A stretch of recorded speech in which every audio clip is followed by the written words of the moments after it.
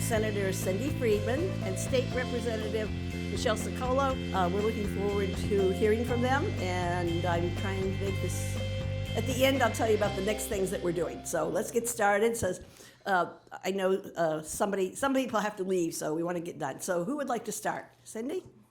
Sure. Now, why don't you tell me what you want us to be talking about, so I'm sure that we're addressing your interests. I sent some things to Right. So one of your aides. Did he yeah, pass those but on? I want to hear from Yeah, you no, all that was what that your was from the interest meeting with is. the board, what I Okay. sent you. Okay. Okay. So you want to know about the budget and what we did this year, is my understanding. Is that what everyone? And We'd also like to hear about any possibility and plans for convening a special session of the legislature in light of what's coming on January 20th. okay. And just some assurance that we're prepared. Okay. So I'd also like to just hear your thoughts about the election, the local election, and how what was that number, Article 1 passed, so. oh, okay, sure. Yes, All and right. something that you guys didn't want. Absolutely. All right. Anything else? All right. So we'll quickly go over what happened this year. Okay. I have a very general question. We are facing two existential to survival of civilization threats: nuclear war and climate change. Now, I know that the legislature can't do much about nuclear war.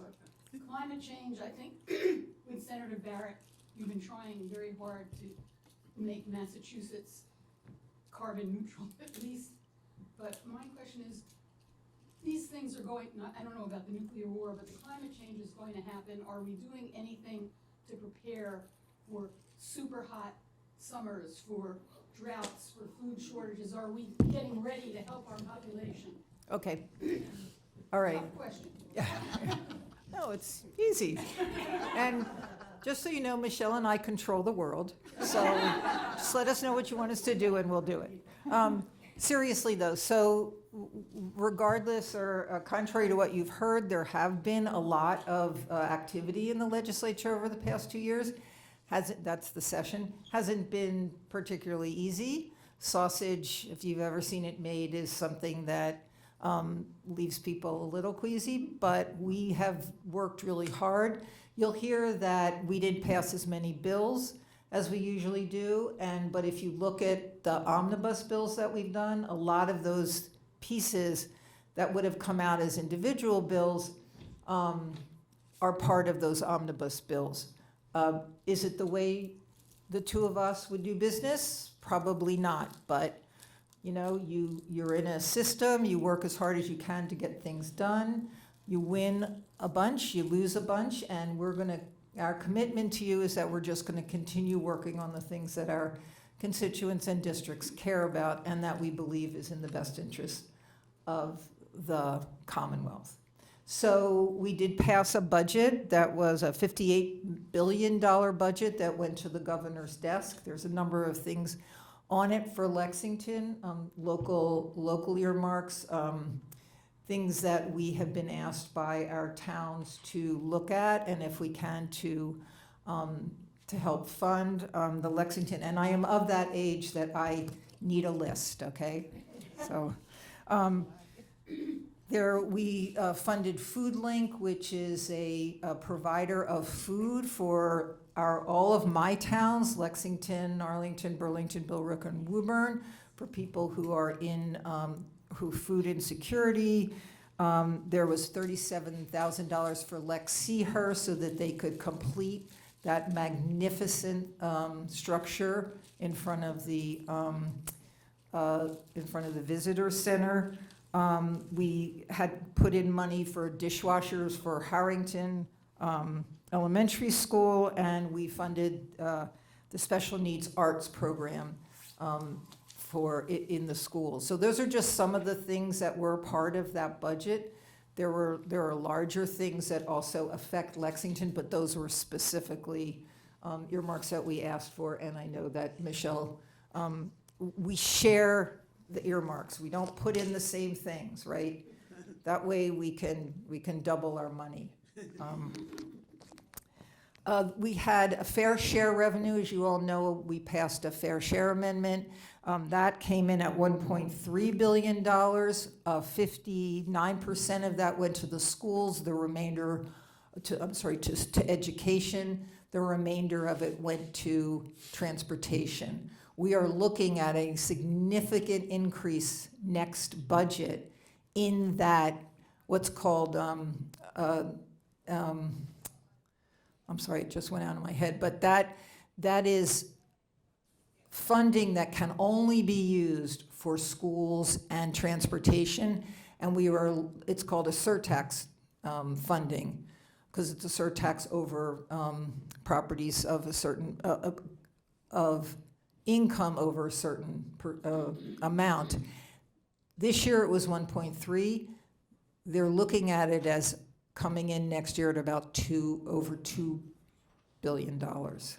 So that is more money that can only go again to education and transportation. But for this coming budget year, it was a $1.3 billion. And that included the things that we wanted to fund, like universal school meals, increase in early ed and access to early education.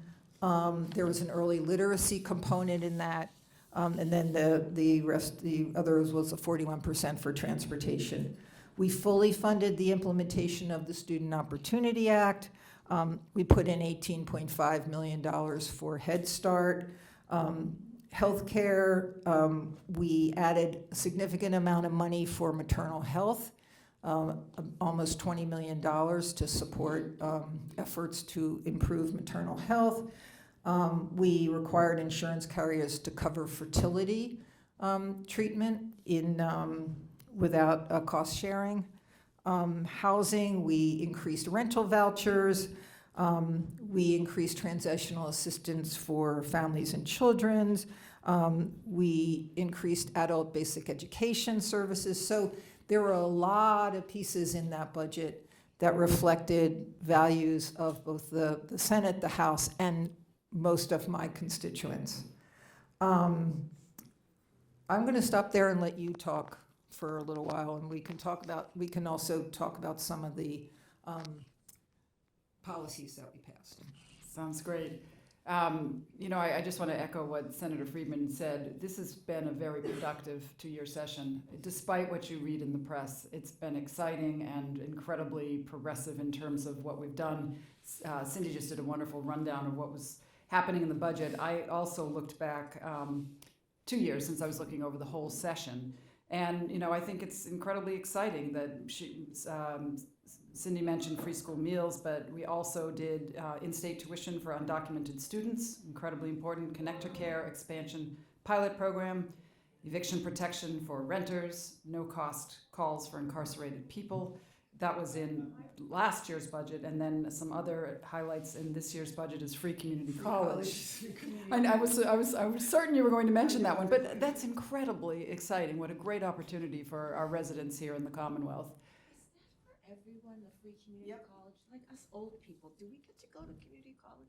Take a course for Could free? you speak louder, please? So the question was asked, is that for everyone? And there are some guardrails and rules on it. I think if you have a degree already, you may not be eligible for free. So it's not just continuing education, but it is for people who are seeking a degree at any age in life, which is incredible. So that's there. We did historic funding for the MBTA and regional transit authorities as well. We legalized online lottery, and we ended home equity theft in the 25 budget as well, which is a huge thing for those who are having their homes foreclosed on. It used to be that the community would not have to pay the former owner the value that they had acquired in their home. They would not only take the overdue taxes, but they would take the whole value of the house. And so now when the house is put up for auction by a local government, they basically have to pay back. They can only take the amount that they were owed, taxes plus fees. and the rest goes back. The equity in the home goes back to the homeowner, so they can start again somewhere, which is really important. I mean, that was kind of highway robbery, if you consider it. So many more things happened in the budget, and that is a big area where we do a lot of policy, but also express our values and priorities. But we also had a tremendously productive session from a bill passing. The number of bills that we passed over 2 years that are vastly important and or dramatically important, we tend to forget. You know, we did a comprehensive gun safety bill. And it seems like that was 4 or 5 years ago now, but it was in this session. And we forget that we actually overhauled our system, so we will make our Commonwealth safer and continue to lower gun violence. We have one of the lowest rates of gun violence in the country, second only to Hawaii, and I think most recently Rhode Island, believe it or not, surpassed us. But now that we've modernized our laws even further, we're looking for an even better outcome in terms of reducing gun violence. We did the salary range transparency bill. We did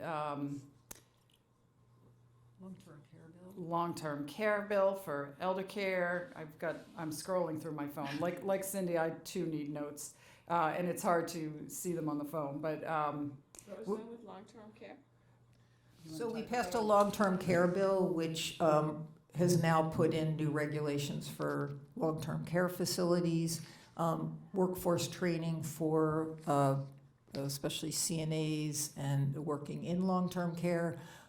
We now stop the practice of Mass Health taking back more money than they were required to take. If you're a Mass Health person, you go into a long-term care facility, you have assets when you die. They take back that certain amount of money that they paid for your health care. They were taking back more than the federal requirement. We now don't allow them to do that anymore. But it's really a overhaul licensing and workforce for long-term care. We also did the maternal health bill this year, which puts money and changes the regulations for midwives and doulas and birthing centers, and really puts a focus on health equity and those who are most likely to have complications during pregnancies. We also included the fathers, so we have screening for depression. We support postpartum for a year. We've now included fathers in that as well. we passed several massive bond bills, the most important one being the Affordable Homes Act, which was a $5.16 billion bond authorization to help the Commonwealth address affordable housing and housing accessibility more broadly, to help us build more varied types of units, to provide more rental assistance. There's a massive number of different projects and funding streams that are going to be made available through that bond bill, and it's incredibly important. It takes a while before we see housing being constructed, but this is really more than a good start. This is one of the biggest initiatives we've ever done in the Commonwealth for housing, so that's incredibly exciting. We also very recently, just this past fall, passed the Economic Development Bond Bill. And folks may be aware that Massachusetts has really benefited from significant government investment in life sciences over the course of over a decade, starting with originally Deval Patrick. And then during Governor Baker's term in office, he reauthorized funding for the life sciences and biotech sector, and this was what we were calling sort of life sciences 3.0, the third infusion of funding into the life sciences to continue our competitive edge. It's really important here in Massachusetts. We have so many universities, we have so many scientists, and so many businesses and pharmaceutical companies and health tech companies start here, and we want to support them and enable them to scale and grow here in Massachusetts and provide more jobs. But we also had a huge section of climate tech being funded through this Economic Development Bond Bill. And that's new for us. We have been a leader in things like solar and fusion and many clean energy strategies. Wind, of course, we're ahead of the nation and ahead of most states in wind energy, and we want to continue our edge there and really grow that sector. So climate tech is a really important part of what we were funding through the recent economic development bond bill. Do you want to talk about the climate bill? We also just passed the climate bill. Yeah. Very, very exciting, and folks thought we wouldn't get to it or wouldn't be able to do it, and we did, and it is a real overhaul of how we license and permit clean energy, which was something that was taking far too long. It was taking us over a decade in some cases to build out our grid, and we know that if we're going to meet our mandates of net zero by 2050, the first thing we have to be able to do is provide clean electricity everywhere in the Commonwealth, and that's going to require significant expansion. We have to modernize the grid, we have to have more supply, and we have to be able to deliver on a diffuse energy system where, you know, solar will be be developed and being generated all over the state, and wind will be generated on the coast and in other areas of the state. We need to be able to feed that into the grid rapidly and get it out to all of our homes.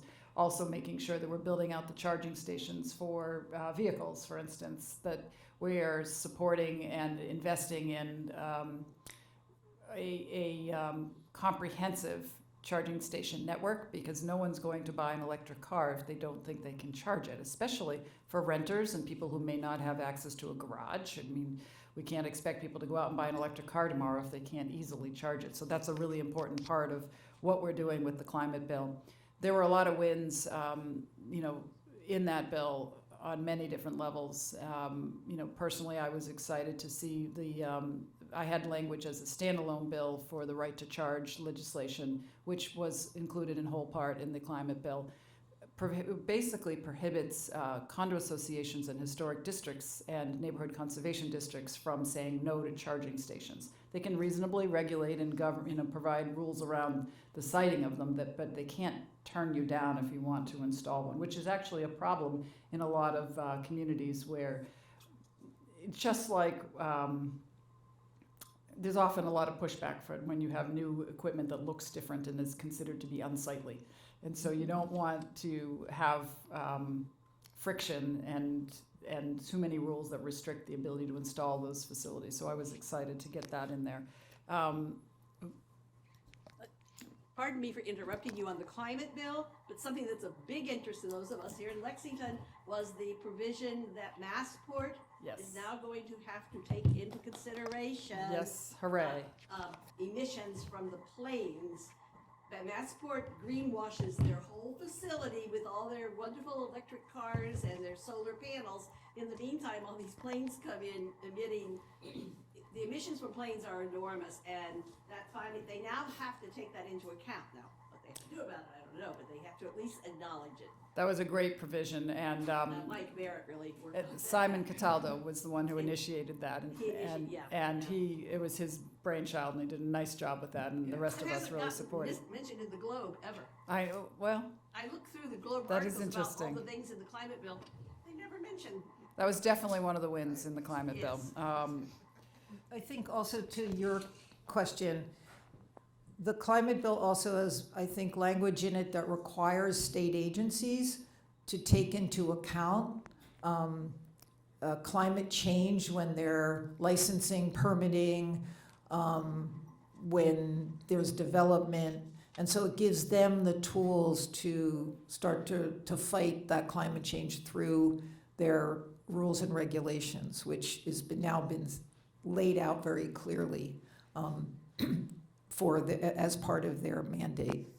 So I think there's a lot of things in this bill that encourage clean energy and better energy and makes it a little bit harder to depend on fossil fuels. One of the things is I think the passage in there regarding how the gas company actually fixes gas leaks, that they have to make sure that doing the fix is better, more effective, both long-term and short-term economically, as opposed to replacing it with a clean pipe, or clean energy. So that's just an example of some of the things that are in that bill. We also passed the HERO Act for our veterans, which was an incredibly exciting bill signing because the governor came here to Lexington. I don't know if anybody was able to attend, but it was in Cary Hall, and it was really a joyful celebration of our ability to do more for our veterans and make sure that we're providing the very best services and quality of care to our veterans. And I found that heartwarming, but also encouraging that it seems like almost a regular occurrence now that we've been doing veterans benefits bills. It's not a one-off. It's not one and done. And I'm proud for our focus on making sure that we're honoring our veterans and supporting them and their families, because it's vitally important that we not forget the service to our country.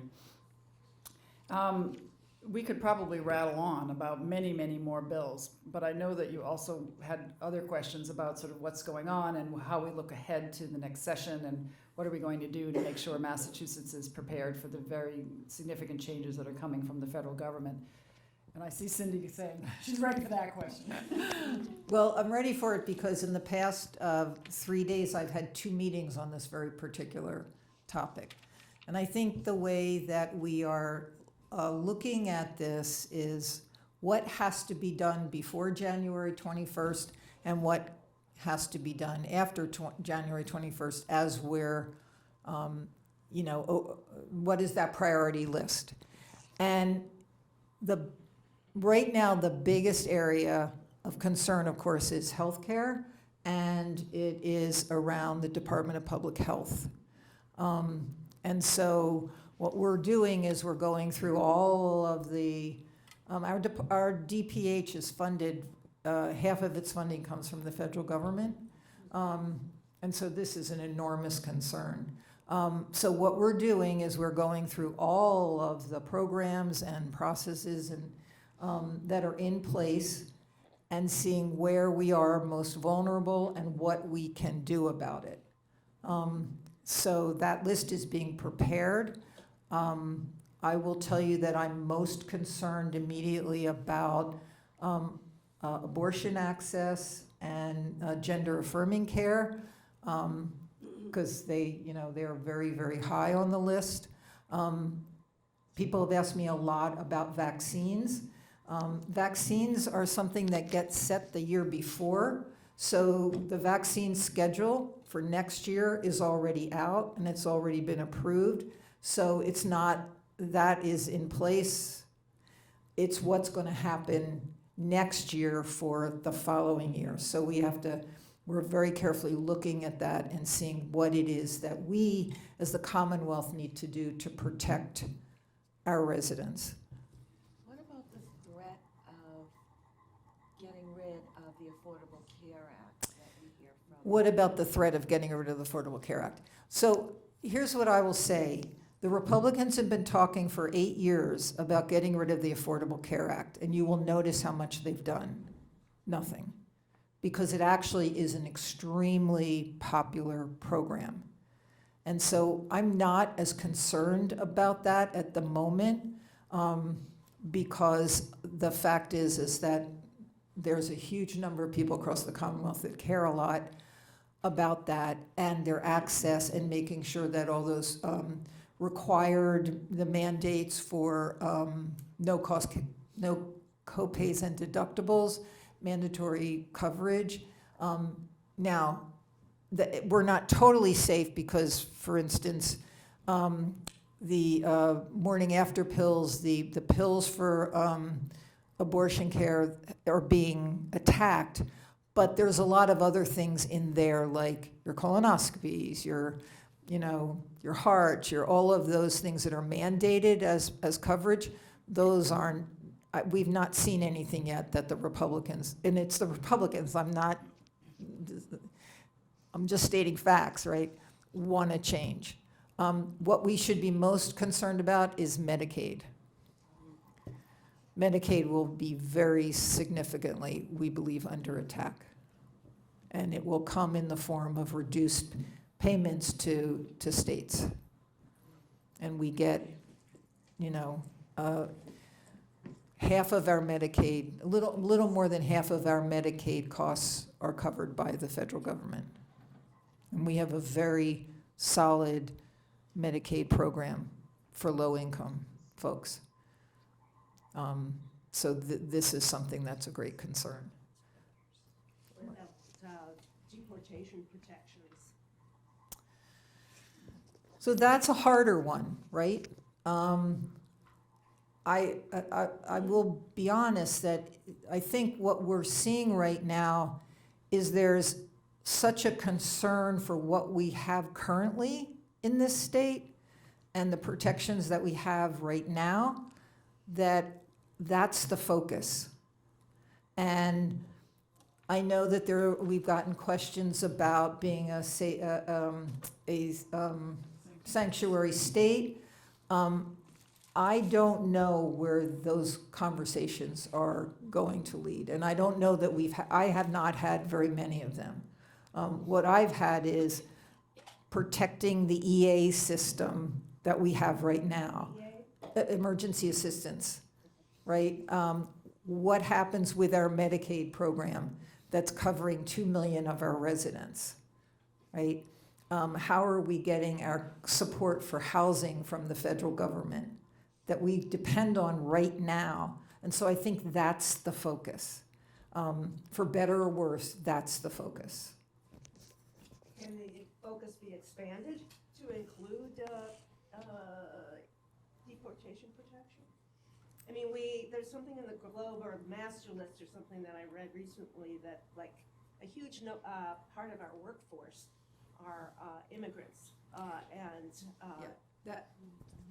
So that is actually, one of the things that we did in the Economic Development Bill was we made it easier for foreign doctors to come work in Massachusetts, along with other types of providers. Those are definitely things that we're looking at because they exist right now, right? Because we are in immediate, there's an immediate concern that something will happen, and it's not something that we can replace. You see what I'm saying? So we have, for instance, right now, we actually are talking about whether can we prevent ICE from being at a hospital door, right? Because we have a law that says you come to an emergency room, you get care, right? So how do we protect that? So what I'm talking about is current systems in place that people depend on right now that we're looking at, and are we protected? To come out and say we're a sanctuary state is something very different. Yeah, I understand that. I also think there's many conversations going on with the Executive Office of Public Safety and other groups that are looking at these issues that maybe the legislature isn't actively involved in those conversations at the moment, but I know that the governor and her entire staff is going through every department. They're making sure that any funds that are federal have been drawn down so that they can't be clawed back. I mean, that's a focus of like the immediate, and right now is spend any grants that we've gotten from the federal government that we are entitled to before there's a change in policy. So that's actively being pursued across all of the different state agencies. And I also I think when we hear how bleak it is relative to Medicaid and some of our biggest programs, I guess I'm reflecting on the fact that we are so blessed that we have an $8.5 billion stabilization fund. We've been building up the stabilization account for just this kind of situation where we know there are significant swings in federal funding from one administration to the next, and this is why we have the stabilization account that we do. So I expect, and I'm not in Ways and Means, but I do think that we will have to dip into stabilization accounts over the next 4 years, and that will help us ease the impact and moderate the damage and hopefully maintain our level of services. I mean, we can't say for sure because we don't know what those cuts will look like, but we're in a better position than many other states because of sound and careful fiscal management, and I'm grateful for that. And we have the vice chair of Ways and Means here, so I just want to give a nod to what a great job the Ways and Means committees are doing in making sure that we're not vulnerable. No pressure. Eileen? Yeah, so what about Medicare, which affects a lot of people, and which there's been sort of some vague sort of indications that there might be an attack on Medicare. So we have absolutely no control over Medicare. Medicare is 100% a federal program. Now, the good news is that a lot of people on Medicare vote. But seriously, that is going to take, if they start looking at that, but it will be at the federal level, and again, we have absolutely no control over it. What was the other question? Oh, Margaret. If we're ready to move along, I know a question that's on some of our minds is the passage of question 1 on the ballot. That's audit of the legislature. What's going to happen? And can you explain to me, and maybe others, I know what a fiscal audit is. That's pretty straightforward, but I'm not sure what a performance audit is. So a performance audit isn't actually clearly defined, but the way that the auditor is defining it is, I want to know how you decide how to do your business, okay? So how does the speaker pick the chairman of the committees, his committees? How does the chairman pick the leadership team? How does the Senate, the speaker, I keep saying the chairman, the speaker. How does the Senate president decide who's going to be the chair of healthcare financing? Why did you come up with this set of rules? Okay, it's basically, how do you do your business? Is kind of what my sense of what a performance audit is. Whereas a fiscal audit is, give me your books, show me your receipts, tell me absolutely valid, completely valid, right? In fact, both the Senate and the House do one every year. We were late one year, and it was the year after COVID. So that actually is online and already available, and always has been. What the auditor is saying, and what people voted on, whether they knew it or not, was you have to explain to me how you make decisions. She did it with the judicial branch as well. She wanted to know how they decide on what cases they're going to hear, how did they do their probation, all of the stuff that has to do with the inner workings of these different branches of government. And the judiciary, contrary to what she said, came back and said, we are not giving you this information anymore because it is not appropriate. So that's what that question basically has allowed her to do, and because of that, I suspect it is gonna go to the Supreme Court, because the Constitution has very clear separations of branches. And so one branch can't sort of get into the inner workings of another branch, especially when one of those branches funds the other branch. It becomes a big conflict of interest, but also the Constitution, and it's either Article 11 or 30, I can't remember, clearly states that there is a separation among these branches, basically, and how they do their business. So I think that's the issue that's at stake. The other piece of this is that the legislature is beholden to one body, and that's the electorate. That's democracy. That's the way it works. We can have lots of conversations about whether it's working. We have lots of conversations, but basically, that's how our branch and what we do and who's in it gets decided.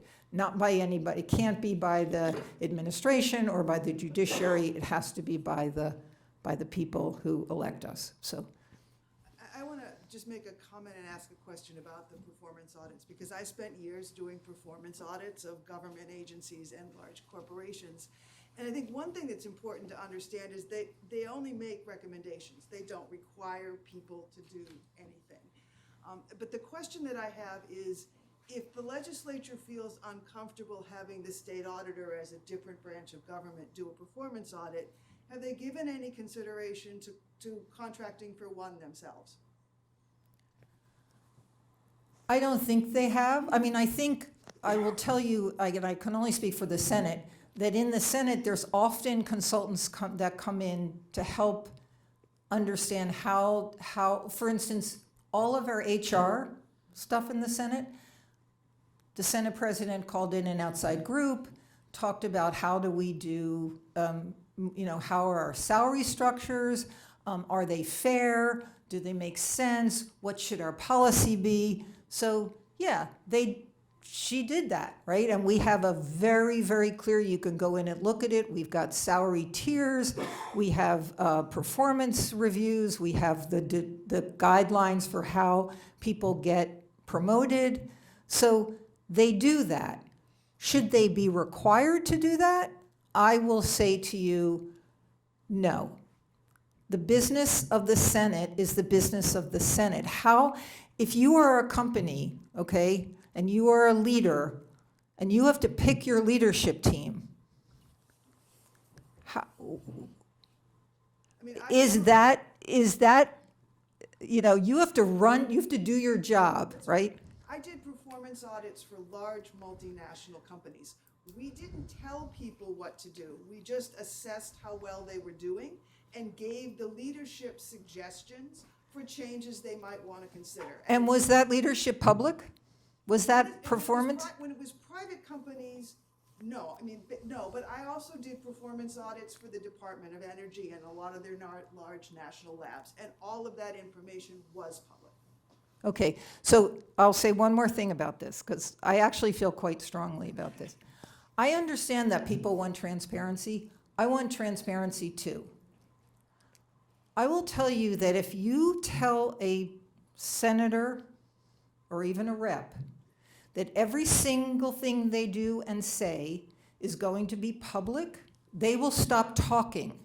Because in this day and age, nothing I say or do, nothing is safe from being manipulated or turned into something that I actually didn't say. So if you want the legislature to do their job, they need to be able to do it. Now, should you hold us accountable for the outcome? Absolutely. Should you want to know, we have these forums and you ask me questions and you find out me, Cindy, what I'm going to support and if I'm going to, how I'm going to support it? Absolutely. But if I have to have a conversation about maternal health in public and I can't have an honest conversation, which I cannot. But isn't part of what the vote for that in the election, wasn't that part people saying, look, the Globe published an article with someone who barely is doing anything, and he's getting a salary for whatever, and that's it wrong, and people were objecting to that. So, who put that person in that position? The voters, yeah. But no, he got assigned by the head of the Senate to a leadership post, and he got a salary based on that. So, I will tell you that listen, there's good players and bad players. We are no different. We are human beings. We put both pants on a leg at a time. I took enormous issue with that because one of those people, for instance, our majority leader has one of those positions. She got no bills. She did the climate bill. She did she did the climate bill. She did the gas bill. She worked on the gun bill. And that was all because she was getting information as part of her committee, which in that point was, climate, there's a climate change, there's a fancy name for it, I can't remember. She got no bills came to that committee. She was involved in every one of those bills, and she represented what the Senate position was. So yes, are there people in there that don't do anything? Absolutely. But for the Globe to say, this is a committee and they didn't get any bills, so they're not doing anything, is really disingenuous. Okay. It's lazy. And that's what we're seeing, okay? I mean, that's what we're up against. I mean, you know, there was an article in the Globe yesterday about one of the state senators in Boston who is arguing with the mayor around a shift of rate increases for property tax, okay? Now, I can tell you all the dirty details about that, but what the Globe printed was that he gets money from realtors and developers. His district is the Southport. He also gets money from unions. He also gets money from the people in his district. But none of that, they didn't come out and say, here's the list of his, you know, of his donations. They just told you one thing. So that's kind of my point of how do we do our business? How do we walk this line in this in this kind of environment so that we're transparent, you know what we're doing, but we can also get our jobs done. And that's what we're all struggling with. I think we're going to stop this and move on to something else. Well, you know, I appreciate what you say about the difficulty and the need to have private conversations. I spent 14 years as a municipal official here in Lexington. Every single, and I know Michelle was on the board of selectmen, individual cities and towns have to live with those constraints, right? They have to conduct all of their business in public. The legislature has exempted itself from the open meeting law, from the public records law, and obviously when you're putting together complicated bills, you need to have private conversations. But I'd be interested in why you see the legislature, and maybe Michelle, from your perspective, as having been on a town board, why the legislature should be different than local municipalities. I don't think they should. I'm hearing Cindy say that she doesn't think they should. You know, my mind is actually not made up about open meeting law and public records law in terms of I value the way it's done locally, but I also see how much more controversial the issues are at the state level. And We can't quite hear you. I also see how much more controversial and complex the issues are at the state level and politicized. So at the municipal level, the issues are rarely politicized in an adversarial way. I mean, sure, we have contentious issues at the local level, but you know, at the state level, you get organizations jumping in that are national organizations to influence what we do. I mean, we were pretty astounded to see how much out-of-state money was spent on our ballot questions this year, vast sums, and I'm even wondering if that's something that we should move to restrict, because it's not really helping us reflect the will of our voters here in Massachusetts. So these are very complex issues, and I will say, with respect to the transparency in question one issue, that this, you know, the speaker very clearly said, we hear the voters, we want to figure out how to honor the will of the voters, but we also are not going to do something that's going to damage our institutions and impact the separation of powers. So we're trying to figure out how to, you know, move forward and consider, you know, what improvements do need to be made. As Cindy said, there are performance audits for HR. Same thing in the House. We have systems in place and rules governing all of our salaries, and it's all public and transparent and accessible. But we took immediate action after the question was passed to basically assign the auditor the right to select the financial auditing firm, because that wasn't in place before. And we said, fine, we want to honor the outcome of this question. So we, the very next day, practically took some votes that said she can go out and pick the firm. Go ahead and pick the firm. Use federally approved accounting standards, but let her pick the firm so she feels she is doing her duty in overseeing the financial workings. And we did that immediately. And we'll take further steps. We don't know what those are yet. And some of those steps will probably be to push back where we feel like what she's asking for is inappropriate. But other steps will be looking, you know, taking an inward look to see how we can continue to improve.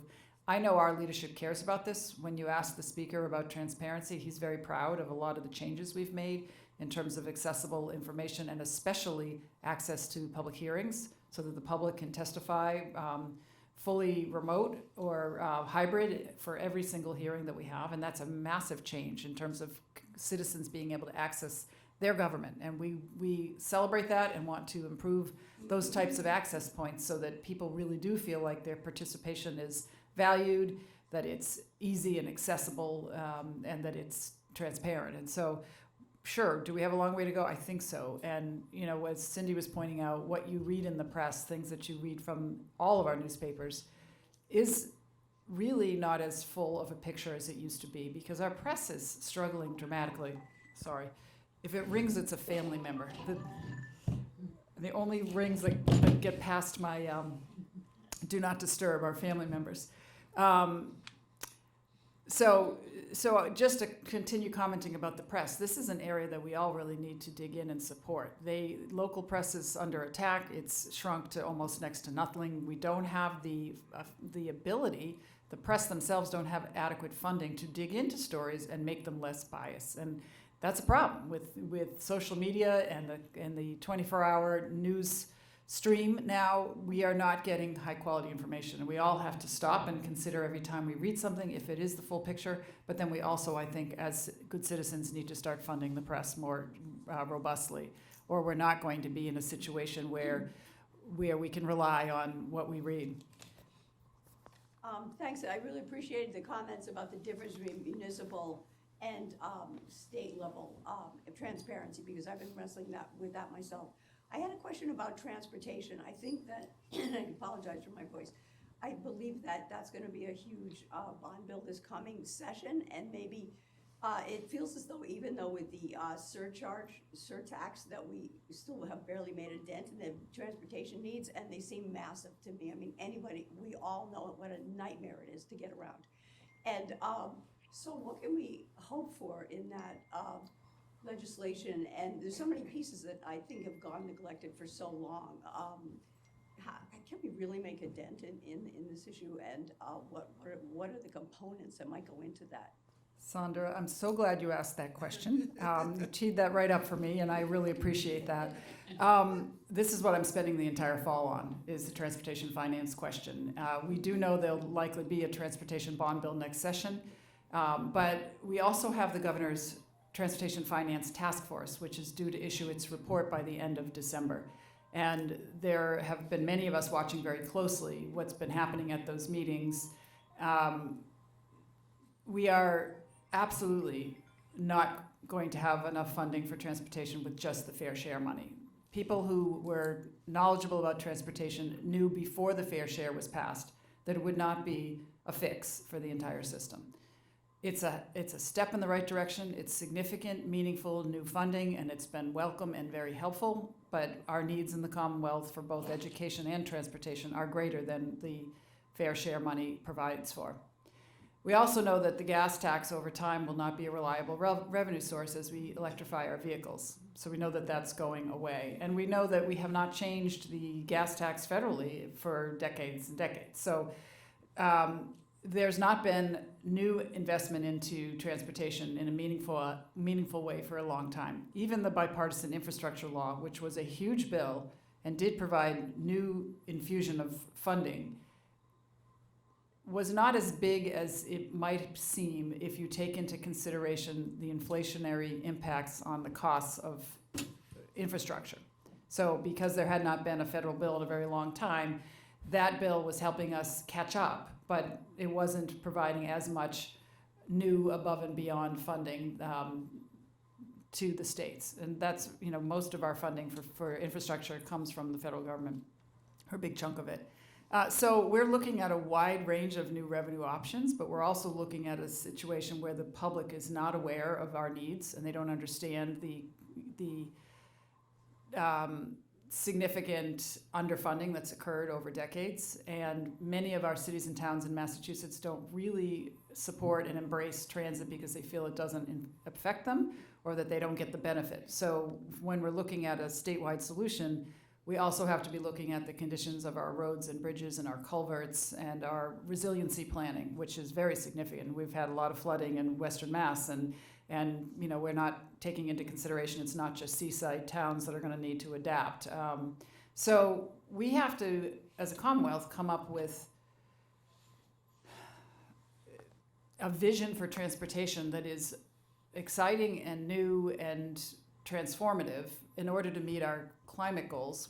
With 43% of emissions coming out of the transportation system, we're not going to make our climate goals unless we invest significantly and deeply in transportation.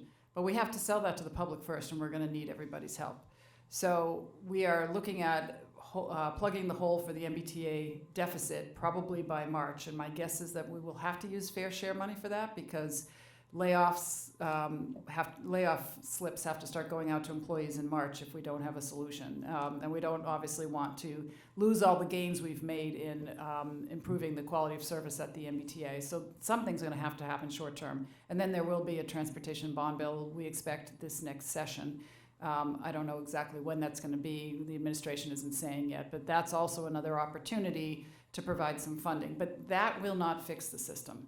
And the question that I have, and many of the experts in transportation, is do we think we can get a solution that the Commonwealth can embrace by the end of 2025, or do we have to wait until after the next governor's elected? And politically, many of us feel that it may have to wait until, hopefully, Governor Healy is starting her second term, because we just have not done the work to bring the public up to speed and to get everybody ready to embrace the changes. The good news is the study is coming out, and all of the agencies and advocacy groups that are really attuned to this are holding meetings around the state and publishing reports and suggestions about revenue options, and we're vetting those concepts and ideas now. But I hope that everybody will participate in this conversation, because we're going to need everybody's help to really convince all the cities and towns and the legislators themselves that it's worth investing in our Commonwealth transportation system. Sorry for my long answer. Yeah, I think also that one of the things that's hard to sell is when you don't take care of something for so many years, the fixes are very long-term.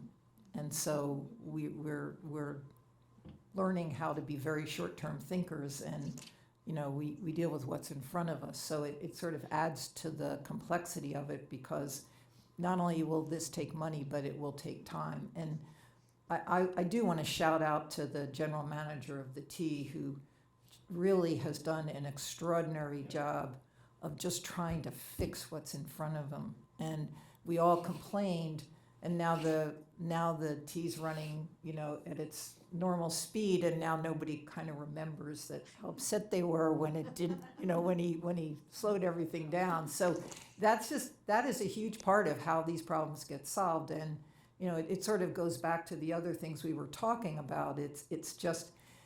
It's complicated, and you need to be able to have these conversations where people understand at the next level of what the issues are and what you're really talking about. And transportation is perfect. We do have a transportation forum here in Lexington on Monday afternoon, by the way, for those who are interested. I think it's at the community center. Can we take one more question, because Senator Well, I have a hard stop she at has to leave 10:45. at 10:45, and we probably have to be out of here anyway, so we'll take one more question and then we'll wrap up. It's just kind of a complicated question, but I work for an organization that tries to elect progressive state legislators in other states. And so we spend a lot of time in contested districts, which neither of you are in. And so we spend a lot of time talking to voters, and the voters, usually they're not so focused on the state level things. They're talking, it's always constituent services. Like, whatever the thing is that's on their mind that legislator didn't do. Right. And sometimes these are folks like in New Hampshire, the person's like a part-time person. So can you say anything about constituent services, and even how, how it's supported, and is it sufficiently supported, and even how could volunteers help, if that's a thing? Such a great question. People always assume I have a big staff because I'm a legislator, and I have one aide. And she is amazing. She is terrific, and I think she's expanded my capacity to be responsive. But it is not easy to get back to every constituent that writes to you, and we do try to focus significantly on constituent services that are specifically people in need. right? There's people who write to us who care about policy, and we try to get back to them as well, but a lot of those are form letters coming through advocacy organizations. When we have a constituent in crisis or in need, we respond immediately, and that's our top focus. But your idea of whether or not volunteers could help with that is a really interesting question. I don't know whether we could train volunteers adequately to be able to help, but it is true that around the country there are many legislators or legislatures that are part-time legislatures and they don't have staff. And I can imagine that in those areas, people don't have a lot of faith in their government because they don't feel like they have anyone to turn to that will get back to them. And that's a matter of priority in state funding, you know, and I don't know how you get New Hampshire and other states to say, hey, we'd like to invest a little more in our legislature.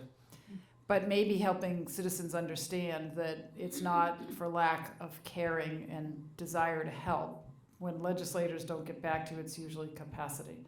It's very rare. You know, we all know that the most important people that we're beholden to is our constituents, and they're the ones that vote us in or vote us out. And so people pay attention to their constituents for that reason.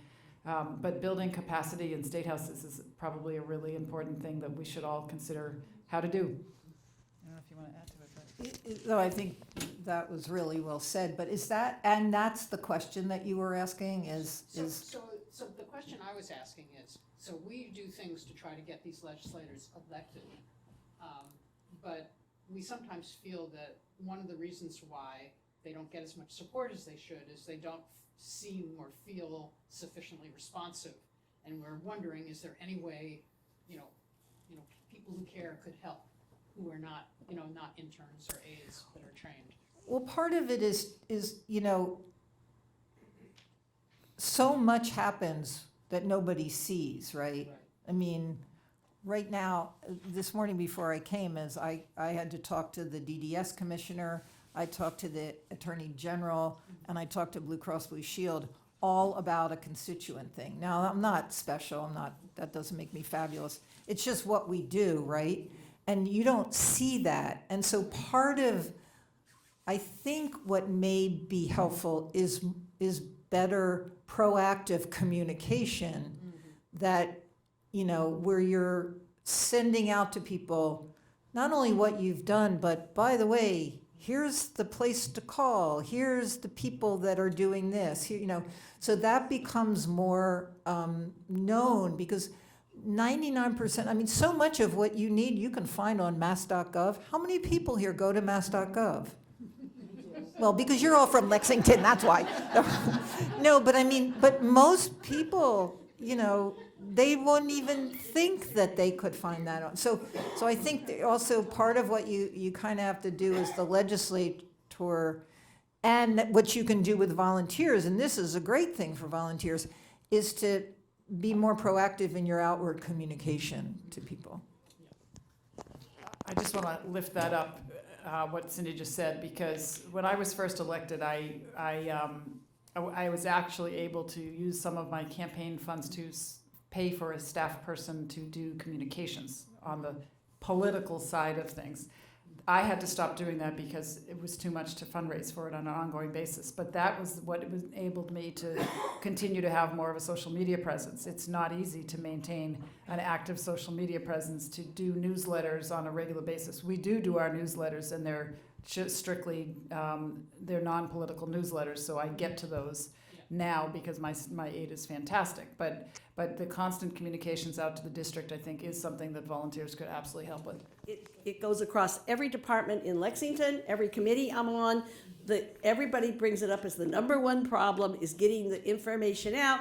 And when you have something in town that comes up that people are upset about, and I'm thinking in terms of the MBTA community zoning and in the new high school, you always get a small group of people who say, well, I didn't know anything about this. And it's like, well, I knew about it. Why didn't you? I don't want to go into that, but I want to thank you all for coming here today. And I think Senator Friedman, I know you have to leave, and Michelle has to leave. And just remind everyone that our next First Friday will be January 3rd. I think it's in the upstairs room. We're going to have the new town manager, Steve Bartha, will be our guest. But in the meantime, if you want to meet him earlier, on December 17th at Cary Hall, 5 o'clock, is a meet and greet for the new town manager. So that's something you would like to do. I want to thank everyone for coming. Wish you all a good weekend, and thank you so much.